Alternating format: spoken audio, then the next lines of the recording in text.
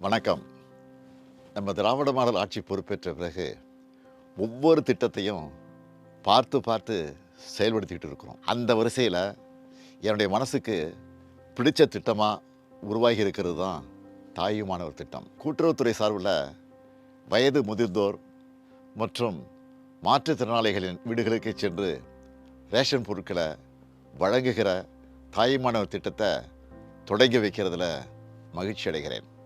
இப்படி அரசோட சேவைகளை மக்களோட வீடுகளுக்கே தேடி சென்று கொடுக்கிறது இந்தியாவுக்கே முன்மாதிரி முயற்சி. ஒரு திட்டத்தை அறிவிக்கிறதோட கடமை முடிஞ்சிடுறதா நாம் நினைக்கிறது இல்லை. அந்த திட்டத்தோட பயன் கடைகோடி மனிதரையும் சென்று சேருதான்னு கண்காணிக்கிறதையும் கடமையாக நினைக்கிறேன்.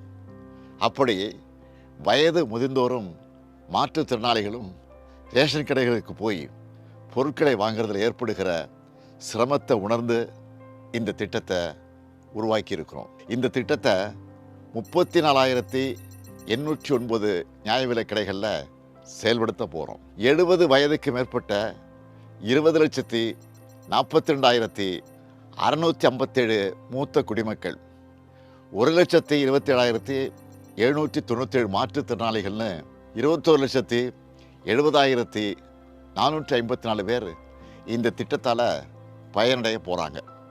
ஒவ்வொரு மாதமும் 2வது சனிக்கிழமை மற்றும் ஞாயிற்றுக்கிழமைகளில் குடிமைப் பொருட்கள் உங்கள் வீடு தேடி வந்துடும். இதுக்காக கூட்டுறவுத்துறைக்கு ஆக போகிற 30,14,00,000 ரூபாயை கூடுதல் செலவாக கருதாமல் மக்களுக்கு செய்கிற உயிர்காக்கும் கடமையாக நாங்கள் நினைக்கிறோம். இது கூட்டுறவுத்துறையோட மிகப்பெரிய சேவை. அந்த துறை அதிகாரிகள், அலுவலர்கள், கடை விற்பனையாளர்கள் செய்ய போகிற மிகப்பெரிய கடமை. தமிழ்நாடு முழுக்க 37,328 நியாய விலைக் கடைகள் இருக்குது.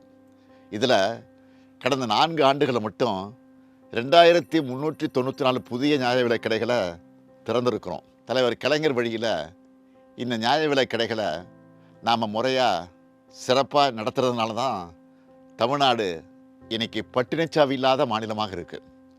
இந்த ரேஷன் கடைகளோட பயன்பாட்டை இன்னும் எளிமையாக்க முயற்சிகள் எடுத்திருக்கிறோம்.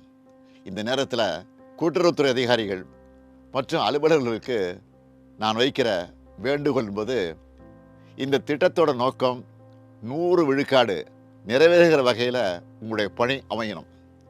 உங்களை எதிர்பார்த்து காத்திருக்கிற முதியவர்களும் மாற்றுத்திறனாளிகளுக்கும் மனம் குளிர்கிற வகையில் நீங்கள் கனிவாக நடந்துக்கணும். நீங்கள் வாங்குகிற நல்ல பெயர்தான் ஆட்சிக்கு கிடைக்கிற பாராட்டு. நன்றி, வணக்கம்.